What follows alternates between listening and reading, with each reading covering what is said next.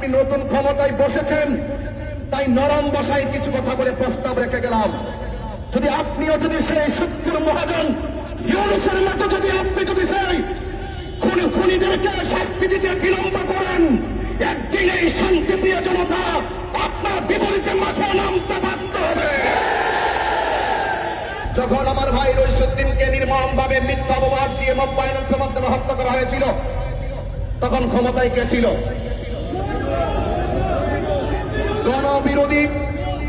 জনবিরোধী চুক্তি করে সাম্রাজ্যবাদীদের কাছ থেকে শূকরের মাংস আমদানিকারী।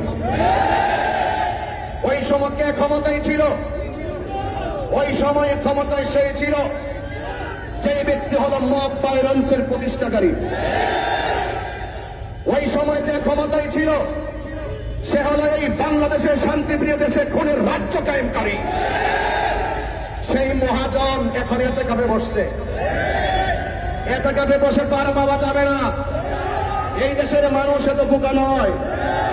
এই জন্য আমি পরিষ্কার ভাষায়, আমরা দায়িত্বহীন ভাবে প্রতিবাদ করেছি, কিন্তু ডক্টর ইউনূস ইচ্ছে করলে 24 ঘন্টার ভিতরে আসামি ধরতে পারত, কিন্তু আসামি ধরে নাই।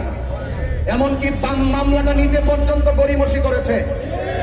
এই জন্য কথা হলো একটাই, যে হাত খুন করে যদি এই দেশে যদি সুষ্ঠু বিচার না করা হয়, যে হাত খুন করে সেই হাত রাখবো না ইনশাআল্লাহ। পরিষ্কার কথা হলো। এবং একের পর এক রইসুদ্দিনের হত্যাকারীদের বিচারের দাবিতে চট্টগ্রাম যখন শান্তিপ্রিয় প্রতিবাদ মিছিল চলছিল, সেখানে আবার পুনরায় আমার ভাইদেরকে রক্তাক্ত করা হয়েছিল। সেটাও ওই মহাজন ইউনূসের আমলে। এই জন্য আমি বলবো, এই ইউনূস এই দেশকে, দেশের মানুষের আবেগ নিয়ে খেলা করে এই দেশটাকে খুনের রাজ্য প্রতিষ্ঠা করেছে। সত্য মাননীয় প্রধানমন্ত্রী জনাব তারেক রহমান সাহেব, আপনি বসেছেন 2 মাস হয়েছে। এই জন্য আপনার কাছে আমি অনুরোধ করব, মেহেরবানি করে ইতিমধ্যে আপনার সামনে একটি স্মারকলিপি প্রস্তুত করা হয়েছে। আপনি আমাদের অত্যন্ত আন্তরিক স্মারকলিপিটুকু গ্রহণ করে ড্রয়ারের ভিতরে, বক্সের ভিতরে ফেলে রাখবেন না।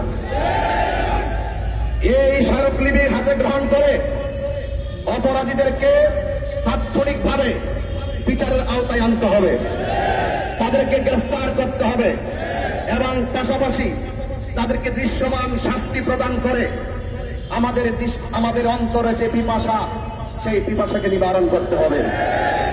আর যদি এর ব্যতিক্রম করেন, আমরা এই দেশের শত্রু নয়, আমরা এই দেশের শান্তি চাই, আমরা মানুষের অধিকার প্রতিষ্ঠা করতে চাই, সম্প্রীতির লক্ষ্যে কাজ করতে চাই। আমরা এই দেশের 70% সুন্নি জনতা বারবার আমাদের সাথে রাষ্ট্রযন্ত্র প্রতারণা করেছে। আমি চাই না আপনি সেই প্রতারকদের সামিল হন।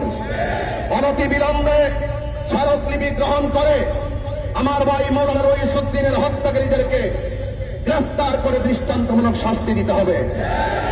আর যদি দৃষ্টান্তমূলক শাস্তি দেওয়া না হয়, আপনি ভালো করেই জানেন, এই সেই ঢাকার প্রেস ক্লাব 4-5 জায়গায় বাধা দিয়ে কিন্তু আমাদেরকে দাবি রাখতে পারে নাই। আজকে আমার ভাইয়েরা, আপনারা সবাই ঐক্যবদ্ধ থাকুন এবং সত্য ন্যায় ইনসাফ প্রতিষ্ঠায় রাজপথে থাকুন, সেই আশাবাদ ব্যক্ত রেখে বিদায় নিচ্ছি। আসসালামু আলাইকুম ওয়া রাহমাতুল্লাহি ওয়া বারাকাতুহু। স্ত্রী তার স্বামীকে হারিয়েছে, সুন্নি জনতা একটি নিবেদিত প্রাণকে হারিয়েছে।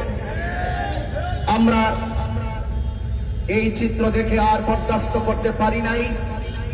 আমরা বিগত 1 বছর হয়ে গেল প্রশাসনের কাছে আমরা অপরাধীদের শাস্তি দাবি করেছি।